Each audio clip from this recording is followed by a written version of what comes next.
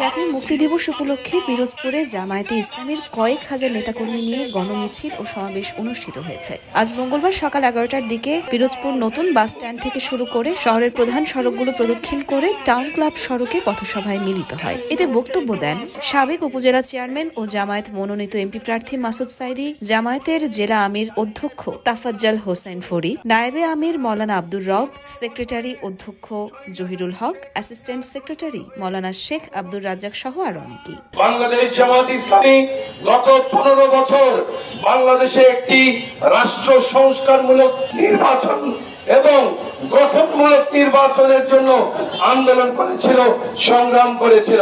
সুতরাং আগে সংস্কার করে নির্বাচনের সুষ্ঠু পরিবেশ সৃষ্টি করুন, তৈরি করুন, নির্বাচনের তারিখ ঘোষণা করুন।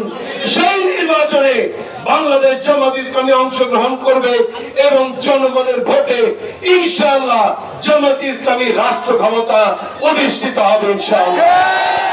ইউরমা শাহেদ জাহান, দেশকাল নিউজ।